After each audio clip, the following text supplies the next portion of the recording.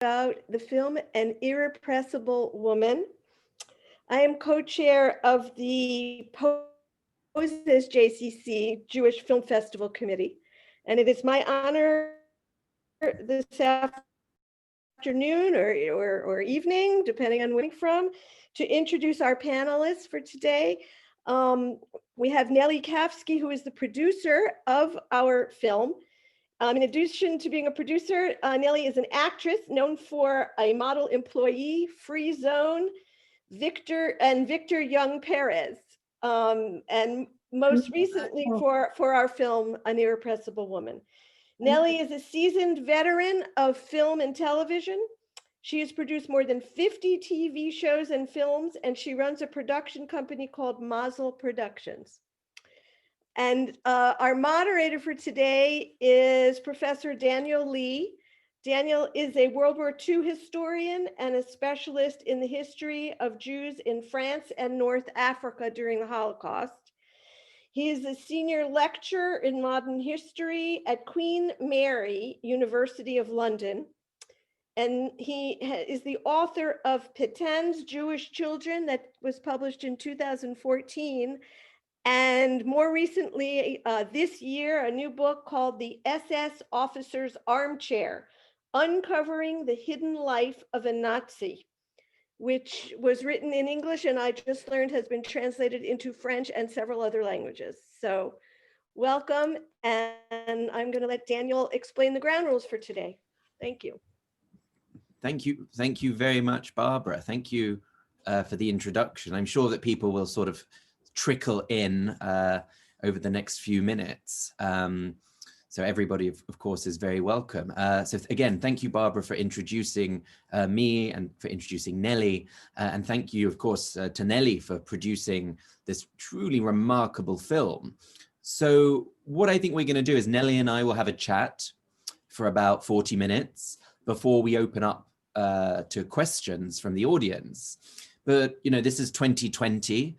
So it's the end of the year. There's been a lot of things going wrong. So maybe let's try and keep this as informal as we can. So, you know, if there's something you want to ask me or ask Nelly, do type the question into the Q&A box at the bottom of your screen, and we will read it and try to answer some of your questions as we go along. So perhaps more informal would be better. So without further ado, thinking about this film, which I thoroughly enjoyed watching, what was so inspiring in this work was the extent to which the film really looked at what was going on away from the hotels of Vichy and the courtrooms of Riom, and instead through a micro focus on the character of Jeanne, what we see are these daily interactions, often among women, that took place in country lanes, in hotel corridors, in bedrooms, in restaurants, and elsewhere. And this really brings out some of the intricacies of what it meant to experience Vichy and the Nazi occupation. So congratulations, Nelly, on this really wonderful achievement. Before we get to the real nitty-gritty of the film, though, I think it would be nice to get some background of these two main characters. So your story, Nelly, it begins with the Exodus. It actually begins in the spring of 1940, this story about Léon Blum and Jeanne. So while the film does make some allusion to the characters before 1940, I think now would be a perfect opportunity for you to give us a bit more context. So who was Léon Blum and Jeanne Reichenbach before 1940? First, I want to say to everybody, my English is not so good, okay? I try to do my best, but I hope you can understand me. Jeanne Reichenbach, she was first married twice, and she was in love in Léon Blum. She was 16 years old, and it was in a big dinner, a big party with her parents, and she used to meet all the time Léon Blum, who was a friend of the parents. And she was so in love, but she was so young, and he was married also. And then the time passed, and she got to be married, because at that time the good families, they want that the daughter can marry very quick. And she married a lawyer, and this lawyer was not so faithful. He got a lot of adventures with dancers of the opera, and also singers, and she was so modern in her head that she divorced. She And what divorced. was his name? Torres, and he was a very great lawyer. And we see him in the film. And then she divorced, and it was a little bit scandalous, and the parents told her, you have to marry again. So she chose Reichenbach. And Reichenbach, he was after the big chief of big stores like Prix Unique. Prix Unique is like, how do you say, like a mall, but very big, And he get very rich. He married her.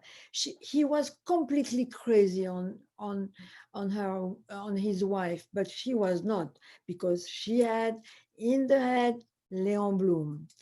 And Léon Blum was a political man. How do you say in English? A political man, yes. And Politician. Politician, sorry, yes. And he was very brilliant, very clever.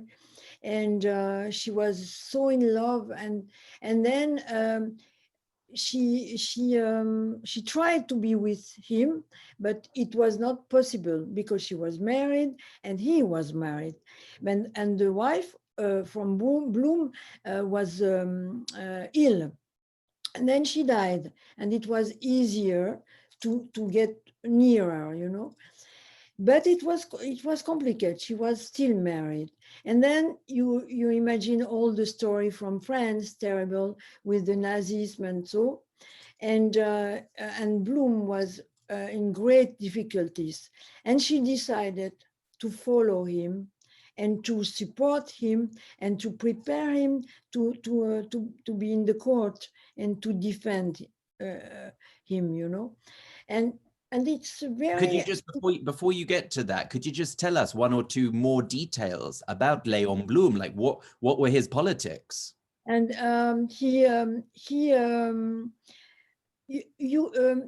even French citizens don't realize their improved working condition, 40 hours work week, and paid vacation, and also job security.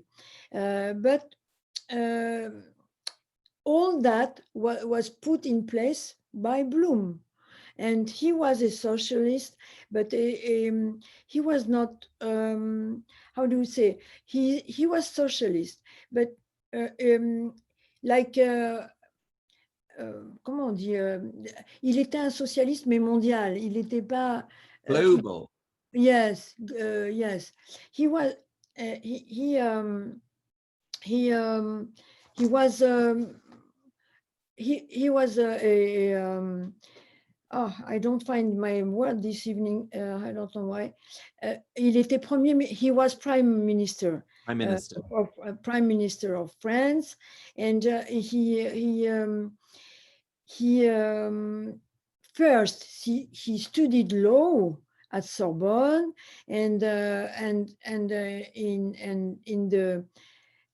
the late century, Jews decided to go into politics, but had success and made an impact as Léon Blum. But before, they were not in politics, Jews. It was forbidden, and they were only in business.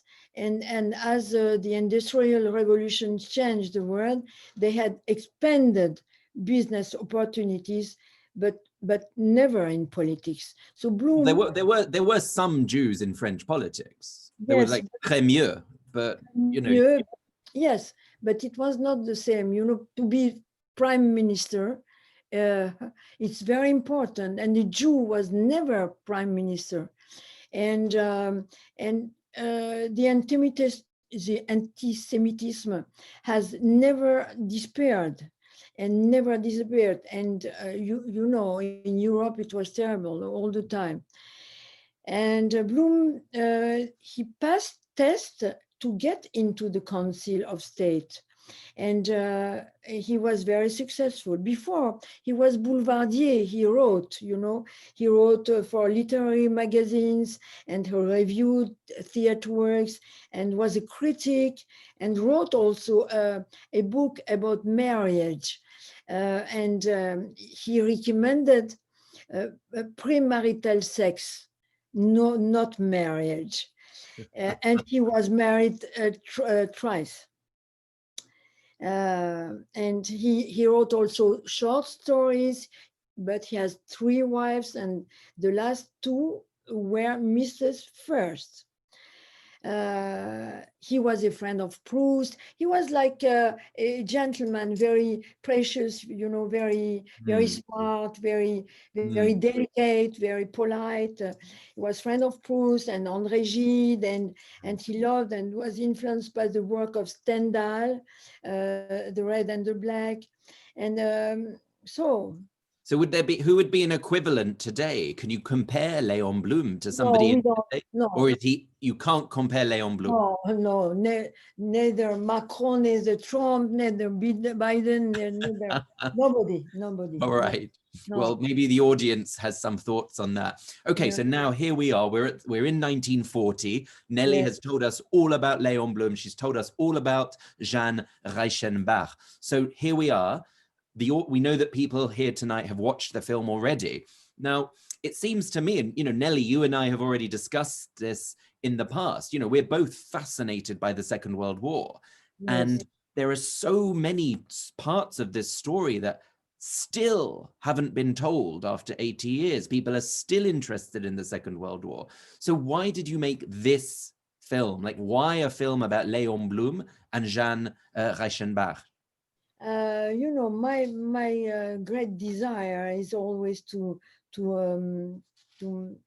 produce film about Jew, and it's more and more complicated in France and in Europe. It's not very up to date. It's not very, you know, it's better. It's easier to find money when you make films about Arabs, or you know, about the difference of class, social film, and so. But about Jew, it's very difficult. And I try to find subject who can interest the audience and also the financial part. And the only way is to find a love story, you know. So a love story, it is a love story, it's a great love story. And the director invited me to a lunch to speak about this subject, because it is also a book from an historian lady, Dominique Messica. She wrote 600 pages about this story. And I was completely upset when I heard what it is, you know, what is this love story. And it was a script, but not so good. And we worked with Laurent Henneman, the director and the writer, and we make 11 versions to arrive at that versions. And even the script was good. Even we have great actors. Elsa Zilberstein, she's very well known in France, and she came also in the US, and she came in some festivals also there, in US, in London, and also in England and everywhere. And Hippolyte Jardot also, she is very well known.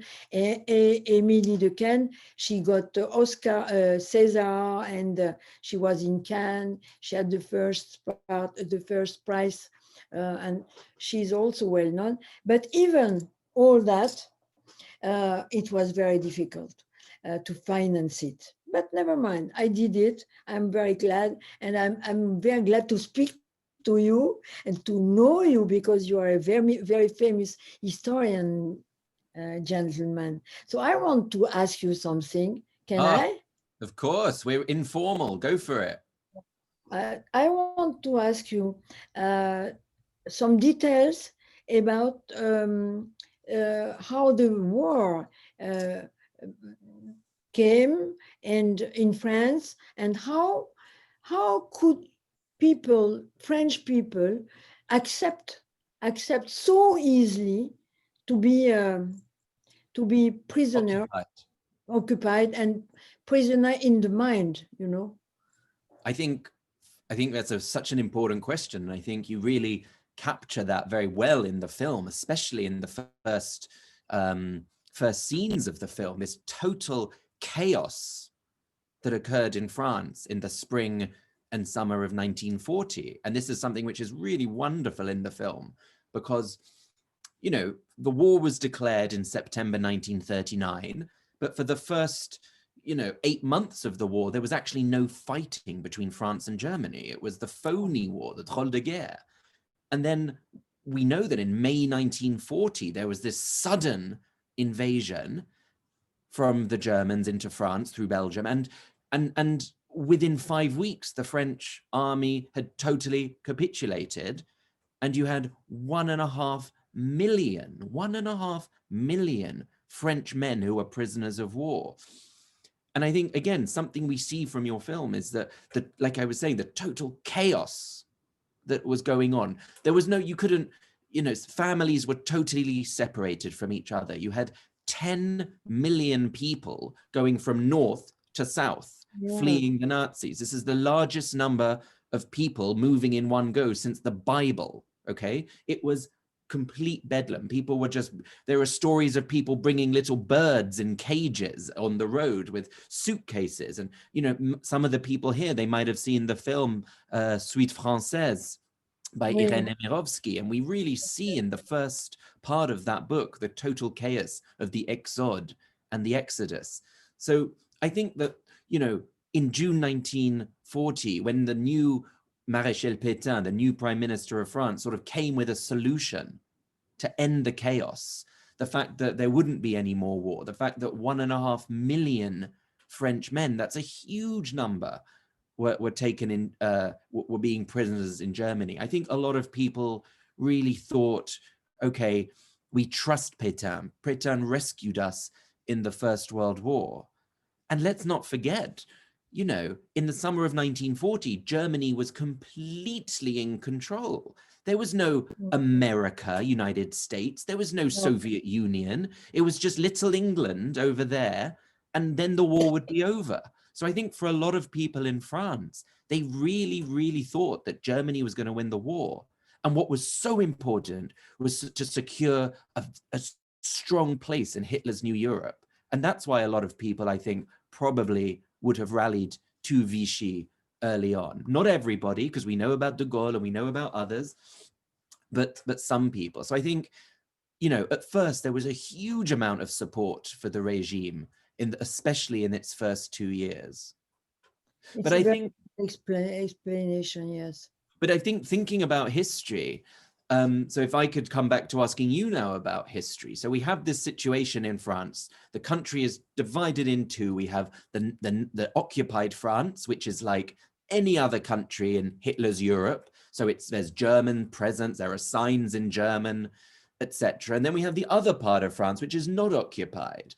And it's in this part of France that your film takes place. Yes. And I think this is such a complicated period for France and the French people. And I think one way you try to do justice to this complicated history was to use Jeanne's voice throughout the film to tell the history. And I think this really helps the viewer understand the history, to understand the chronology. So what I was really thinking when I was watching the film was about some of the choices that were made about what parts of the Second World War to include. And because of course you can't do everything, you have to include some things and leave out others. So from my point of view, if I'm honest, I was quite struck that there was so little to do with anti-Semitism and anti-Jewish legislation, the Statut des Juifs, in the film. So could you say a little bit more about what was important to include and what you had to leave out of the film? I had to leave out this the question about Jew, because Bloom was Jewish, of course, but the problem was also first politic. You know, he represented le Front Populaire, Popular Front, and that's why he was put on trial, and he defended himself as a Jew, and the principle of French Revolution, but he was liberated before he was killed. Why? Because he was a kind of hostage, you know, a hostage for German. They say we keep him, and if something get wrong with us, we have him, and we say we keep him alive. So he was important as a political man, not only as Jew. And our purpose is also to show that the social part of the film, because he represented le peuple, comment on dit, the population, the poor people, or the people who are working, or who is working all the time, not high level, you know, not chic people, and that is the choice of the script, and also the love story, because Jeannot, she was not involved in politics, not at all.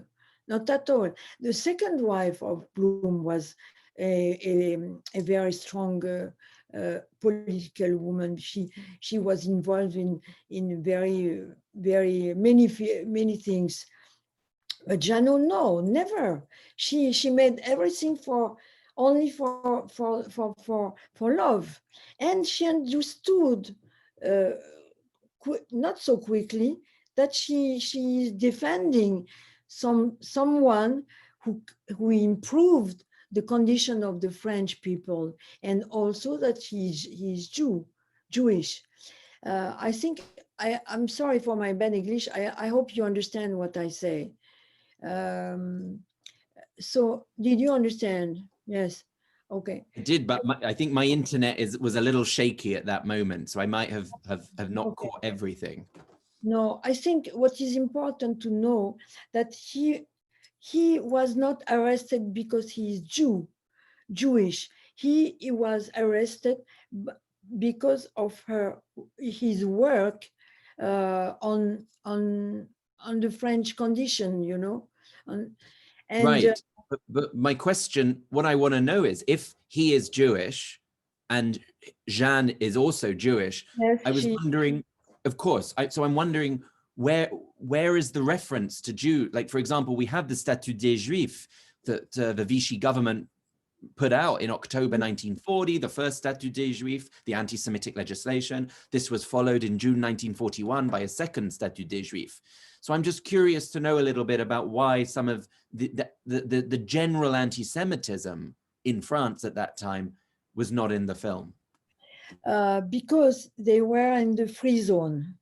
They were in the free zone. There, as you explained very well, it was a zone which was occupied, and the other one was not occupied. In the occupied zone, the Jewish people, they wore a star, and they couldn't work, they couldn't go in the parks, they couldn't. In the second part of in south of France, it was not all that. It was completely different. It begins more and more, and then you see in the film that we come very quick to the prison, because he didn't stay a lot in Bordeaux. We start the film in Bordeaux. You understand? So we have not time to to to speak about all what happened in the north of France. No, absolutely. Of course, this is my point. It is such a complicated story still today. You can't. You can't do everything, of No, course. no. I mean, from my You have to perspective, make a theory. right, of course. From my perspective, I would say that, there was still a huge amount of Vichy anti-Semitism in the South, which did affect Jews, of course, differently to the North. There was no yellow star in the South, of course not. But there was still, nevertheless, certain state anti-Semitism, which did affect, of course, the lives of Jews, French Jews and foreign Jews in France at that time. We show it because they don't stay a lot in Bordeaux. They stay only in this apartment very short time, and then he get arrested. He has to go to change the town, and she follows him all the time. So she doesn't have time to understand what happened exactly, and but at the, Right. yes, and at the beginning of the film, Bloom says you have to go go with your husband, you have to go to America, your place is not near me, I have my destiny and you have yours, you have a son and you have to go and to go out of France, and that's it. That's very, very important to know that she was not conscious of that, and the film is Jeannot point of view, and it's not Bloom point of view. It's the difference. You understand? So important.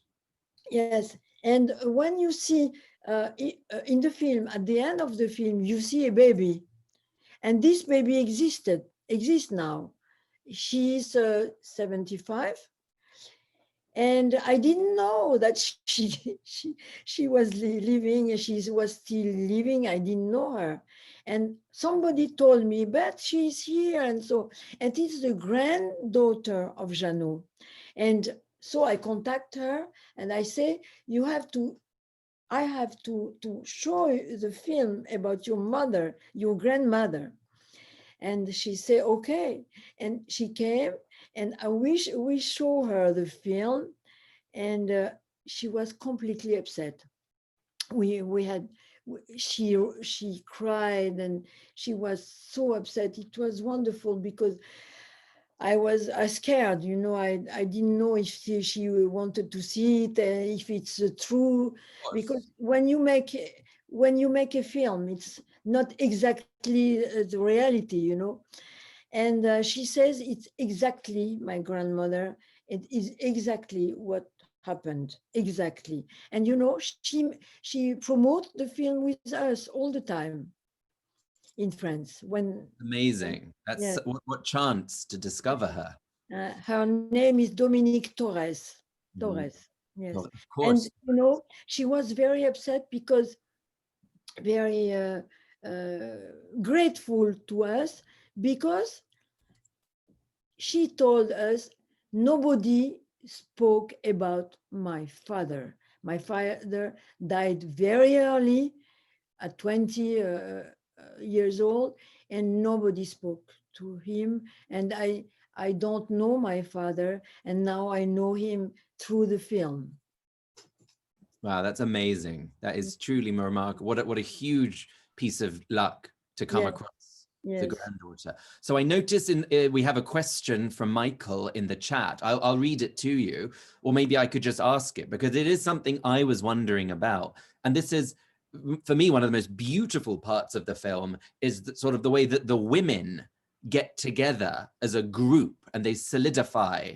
And that for me was just really, really amazing to think about in some cases, the wives. So the wives of people like, I don't know, Gamelin, or who else did we see? We saw Jean Zé.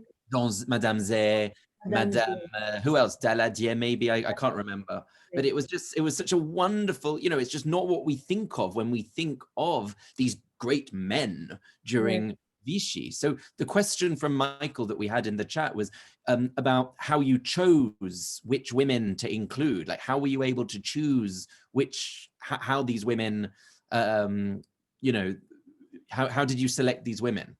You mean the actress, or you mean the personality? On the chat that Michael has written, I think he means the actual historical Yes, figure.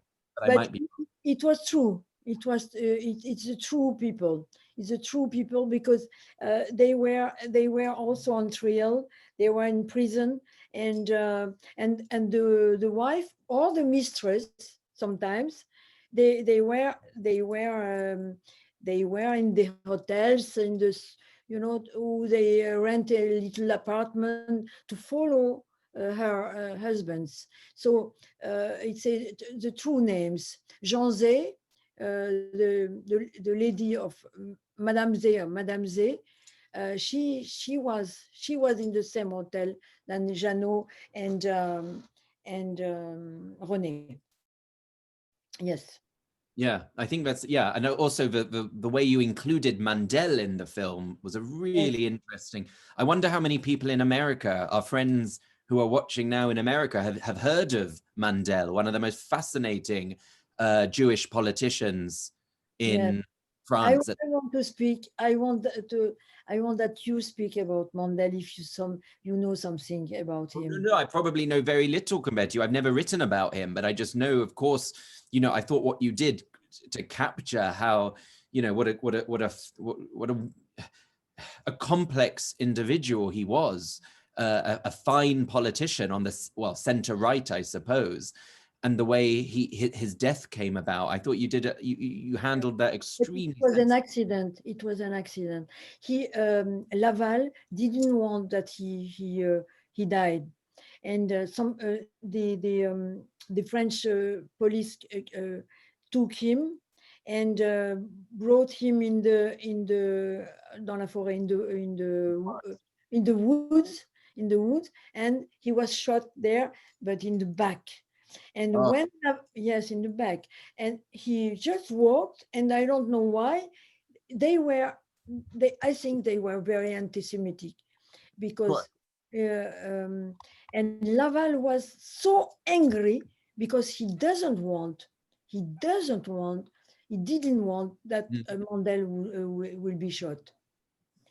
So could you tell us a bit more about Laval? Because I found that scene with Pierre Laval extraordinary. How on earth did you make that scene with Pierre Laval, who was, as people know, the Prime Minister of France at this time? Was this did this actually happen?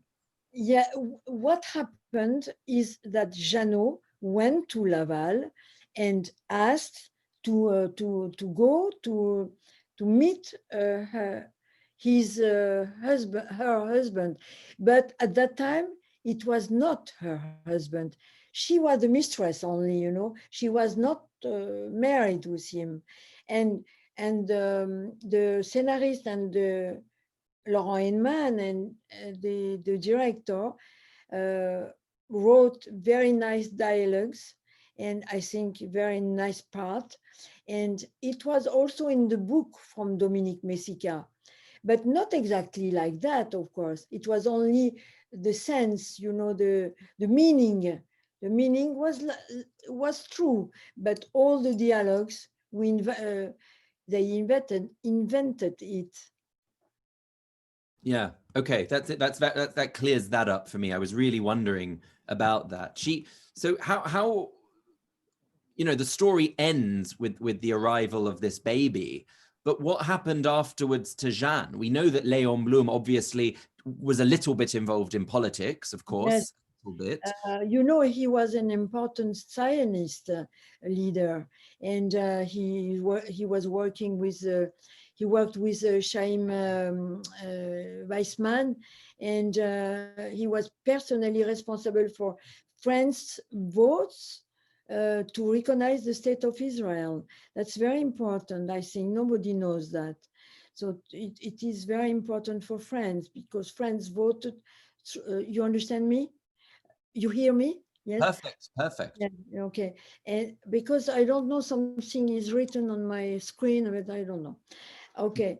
And and he was responsible for France vote to recognize the state of Israel, and nobody knows that also in France, neither in France. And he was he was a patriot also, you know. Okay, he was deported. He was in jail. But okay, it's France is France. France is his country, you know. And Jeannot, they used to live 5 years after the war together, because Bloom died 5 years later, and it's not much time together. And Jeannot stayed a long time, 30 years after. She used to live in the same house of the house we saw in the film, and with the daughter of Bloom, Renée, that Wow, yeah. okay. But they were like that. They didn't speak together. They felt very bad. And Dominique Torres, the little baby, grew up in this atmosphere, you know. It was difficult in this house. And then she became ill, and she wanted to burn all her letters, love letters and everything. But with Dominique Torres saved something, and Jeannot commits suicide. So she died, she committed suicide on her. So it's a pity, but it's that. Wait, say what? I missed the last sentence, Nelly. What was the last thing you said? Elle s'est suicidée, elle était malade. She was ill. Jeannot. Oh, Jeannot. Jeannot, à la fin. She makes She took her suicide. own life. Yes. Okay. She Listen, wanted to finish. Nelly, I can see there's a lot of people have questions already in the chat. Yes. You want me to read some of the questions? Of course. Okay, so we have a question from Sandra, who wants to know about, more specifically, a question about Buchenwald. Yes. And she wants to know about where they were held. So was it like a special part of? There was a Buchenwald camp, and they didn't know what happened in this camp. They were taken and put in this house. It was the house of comment on dit, pavillon de chasse. C'était un pavillon de chasse. A hunting lodge. A hunting lodge, and they were packed there, locked down there. Lockdown. Like us here, but it's not the same. And it was it was very cold. They don't have a lot of to eat. They have only one bread like that for 1 week. It was terrible. It was bad condition, but not so bad than in the camp. You can imagine what happened in the camp. Compare. Yes, and they didn't know what happened there. And Bloom wrote books about that he could not imagine what happened about Jews and the persecution and the death and so, and the camp. And sometimes people, they ask me, is it true that they get married? Yes, they get married. They get married in this house, and exactly like that, because Dominique Torres confirmed us that it is true. And it's incredible, but it's true. But in Buchenwald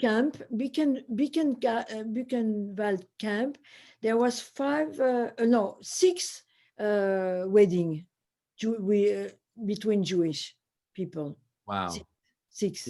Yes. Yeah, that's extraordinary. Yes. Sandra's question also asks about the dates of the bombings, but I don't know if we know that the actual dates. I mean, of course, Germany was being bombed every single day by the Yeah. Allies, various parts. I don't know off the top of my head the date that Buchenwald was bombed, but maybe that's something we can find out.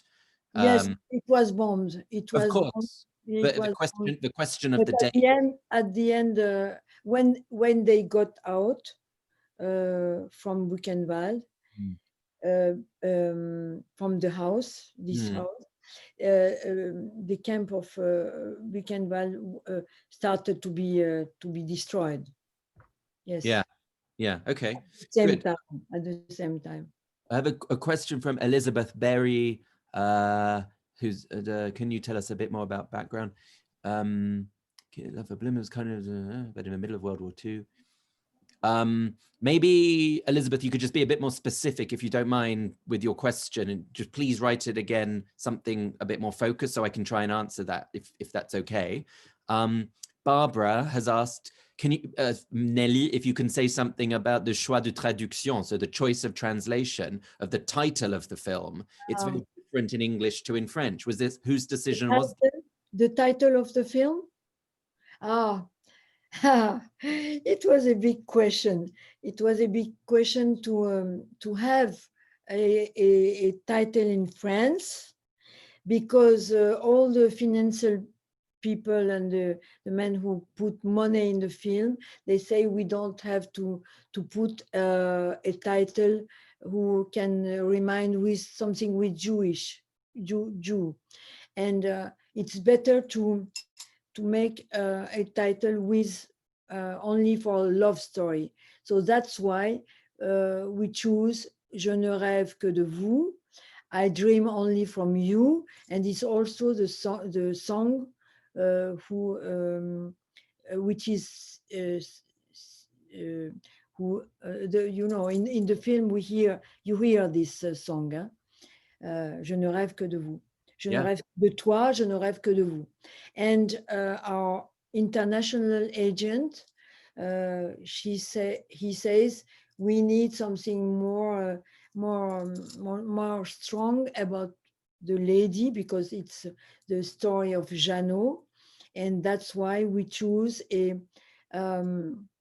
this sentence, who is in the film, une femme irrépressible. Une femme irrépressible, an irrepressible woman. Right, right. I think somebody is typing a comment on your answer to say that somebody's writing that France is, I think, so what is being written is the idea that France today is anti-Semitic. Yes. And that this means you can't include the title Jew, the word Jew in the film. That's no, it is not forbidden. No, of course it's not forbidden. But it's better if you want to have people who can come in the cinema and watch your film. It's better to make a title more universal, not only Jewish, you know.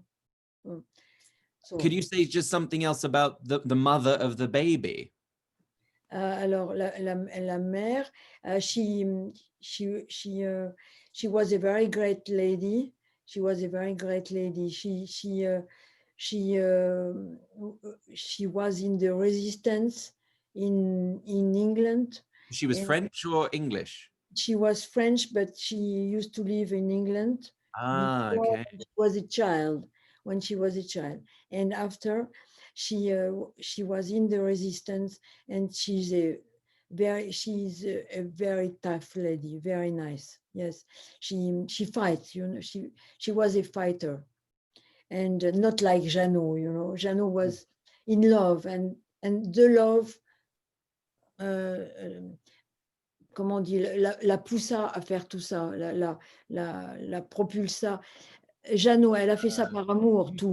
Impulse. Oui, she was impulsed by the love. But Teresa Torres, she was a fighter, and she was Jewish, and she spoke all the time about her condition, Mm. And she was very, very good, very good. Mm. Um, There is books about her. her name rings a bell to me. When you just said her, Teresca Torres. yeah, that rings a bell. I think I've heard that name before. Yes. Was she a writer? Did she write stuff? She wrote books, yes, Ah, of I course. feel I've read stuff. I didn't know that there was this connection. Amazing. Okay. And did the baby didn't stay with her? The baby stayed with who? With Jeanne, or No, stayed? no, they stayed all together in this house. Yes. Okay. Okay. Yes. I'm just reading some of the questions. But Jeannot was completely foolish from the baby. She loved the baby. She loved the baby because it was the baby of her son. And she was so upset that the son died in the war, during the war. But he was so young, you know. And Yeah. he met Tereska in England, and she didn't even know that. Jeannot, she was so involved in her love story, you know, and to defend Bloom, and so she didn't know that. And when she received the suitcase from George, it is a terrible thing, you know, to learn that her son is dead and that she has a grandchild. It's unbelievable. Yeah. So we have a question about anti-Semitism today in France.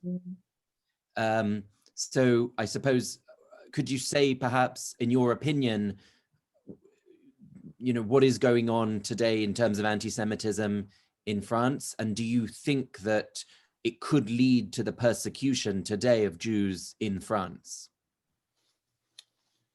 It's a very great question. Yes, I think we are in danger. Yes.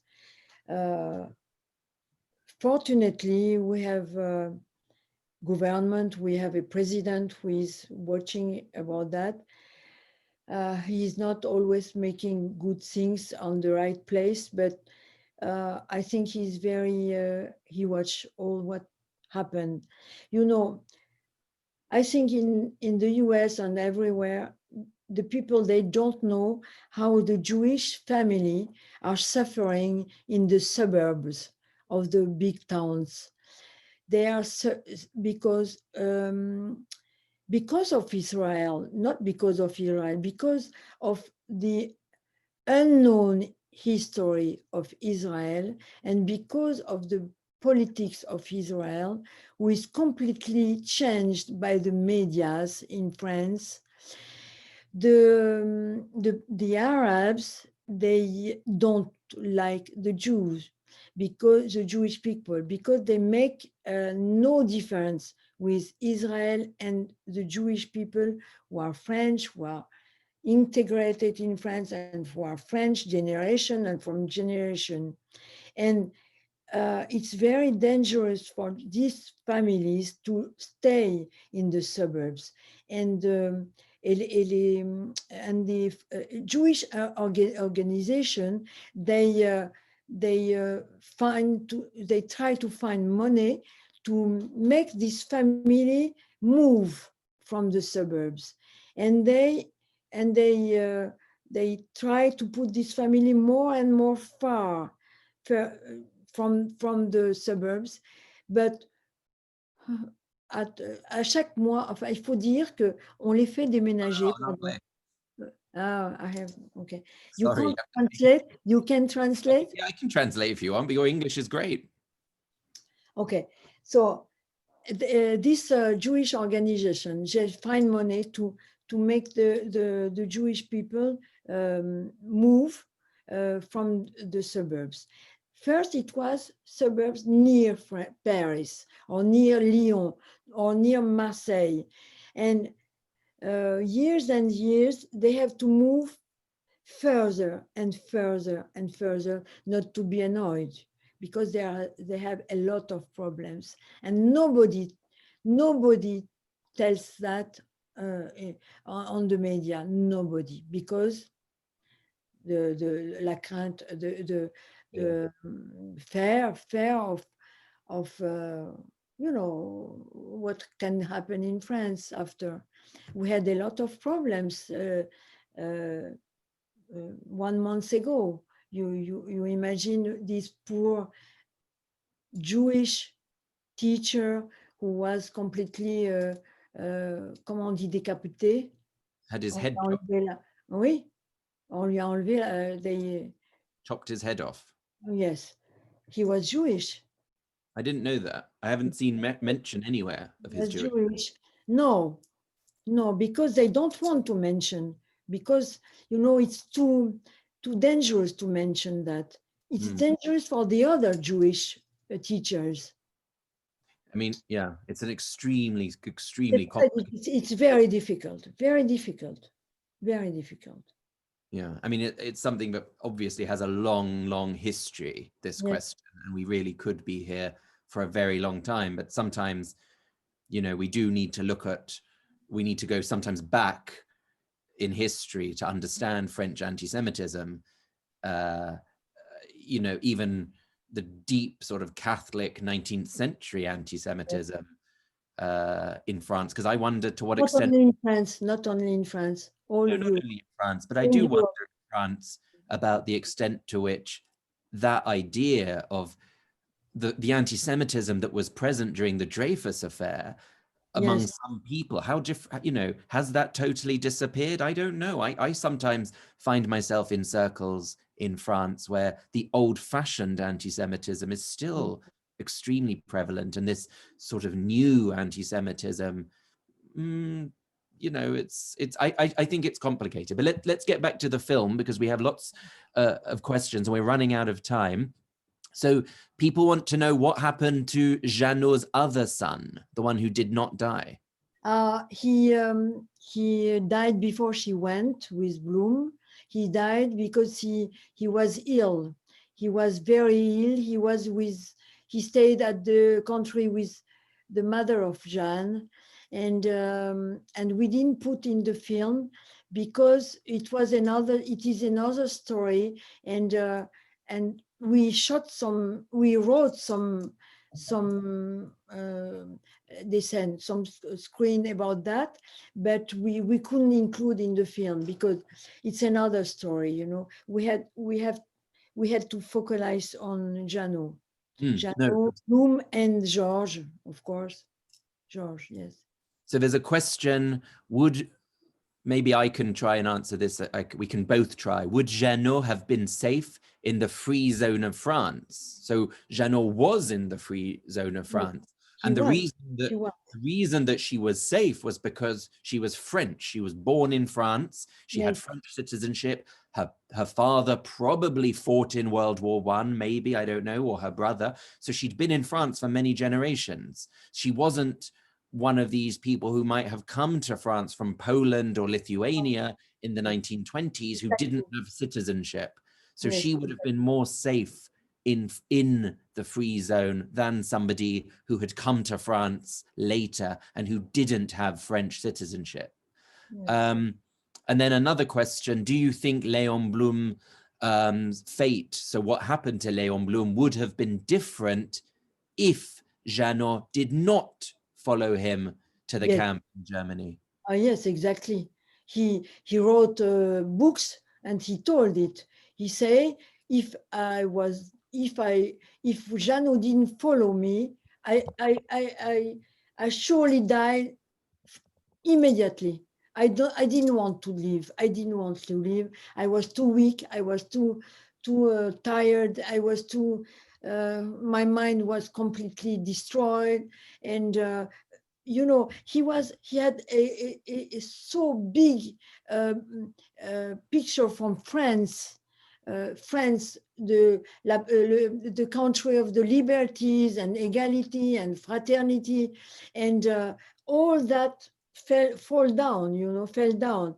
And if Jeannot was not there to support him and to try to be successful in the court and also from prison to prison, he would be completely finished. And he wrote it in the book. Yes. Which book? This was his memoir. A very good question. Very good question. Yes. So this was his memoir. Where did he write this? Il a écrit après, in the 5 years, Afterward. he wrote it during his, comment on dit, quand il était enfermé, during he was a prisoner. Mm, And, oh, I yes, see. yes, he wrote a lot. And then also after. I think we're coming to the end of our time. It's an hour has gone very quickly, but one of the most fascinating stories for me when I think about Léon Blum, and of course it was never going to be in your film because it happened before 1940, is what happened when he became Prime Minister of France in 1936. And there was this politician, an extremely famous politician in France called Xavier Vallat. Oui. Have you come across him, Vallat? No, but I would like that you speak about that. So Vallat was somebody he was from the south of France. He was from this very old-fashioned, extremely right-wing family. And Vallat he was in World War I. He lost an eye. He lost, I think, a hand and maybe a leg. And then he became in charge of the Les Anciens Combattants. He was one of these old veterans. And he was so deeply anti-Semitic that on Léon Blum's first day in power, Xavier Vallat got up in front of the whole parliament and just looked at Léon Blum, and he's like, this country, what is happening to this country? It is now being run by like a Jew. And you know, Vallat for me is such an interesting character to understand how French anti-Semitism works. During the Second World War, Vallat, who hated Blum, you know, he was such a huge anti-Semite. But what's interesting when we think about him is what happened when his anti-Germanness came head to head with his anti-Semitism. And often, actually, or very, very often, he was so anti-German, he loathed Germany, and this would sometimes take precedence over his anti-Semitism. So what's interesting for me during these years with the Vichy regime is to look at questions like this, look at people like Vallat, try to understand how complicated anti-Semitism was, and to really, we have a chat by Susan Suleiman. Oh my gosh, Susan Suleiman is in our audience. What an honor that Susan is here and that she is writing that Vallat was head of the Commissariat Général aux Questions Juives. Absolutely. So hello, Susan. Thank you for joining us tonight. I don't know if Nelly, if you know Susan Suleiman in the audience, who actually wrote a magnificent book about Irène Nemirovsky. Oui, j'ai entendu parler. I heard about it, yes. And it came out in French 2 years ago. Ah oui, bien sûr, bien sûr. So what's interesting for me... Bonsoir. What's interesting for me is to really think about how complicated and how messy anti-Semitism was at that time. And it's so difficult to try to, you know, pigeonhole people at different times. Oh, and Susan's written that his anti-Semitism remained quite alive during the war. Absolutely. He was the biggest anti-Semite. And this is something that comes out at his trial in 1946 when he's in front of the court. And he sort of says, you know, his defense at his trial is that I am the most anti-Semitic person in this room. I am the most anti-Semitic person in France. This is my defense. Because, you know, it was this question of his anti-Semitism taking priority over his anti-Germanness. That for him was really, really huge. And, you know, he was not so loved because he took some ways that the people they didn't want. But in 1920, socialists and communists split, and the argument was over the Soviet government and the primacy of the party there. And Blum rebelled the party. And his credo was only pacifism, nationalization of French industry, and measures against unemployment. And then he supported the government of Aristide Briand, you know that. But he didn't take part of it. And he was like, a free electron. He never did what the people waited from him. That's it, perhaps also why he was so hated finally. I think unfortunately that is the end of our hour. Am I right, Barbara? Yeah, I think so. And I cannot thank you both enough. That was so interesting and Thank you. informative and just helpful to fill in a lot of questions that I know that I had after watching the film. Very complicated what happened in France. So That's very thank complicated. you very, very much. I just want to say that I'm so proud that the film is traveling everywhere, all over the world, and also he was presented in your festival in Washington. And thank you to Daniel. My pleasure. Thank you for having me. It was a wonderful opportunity to talk to you, Nelly.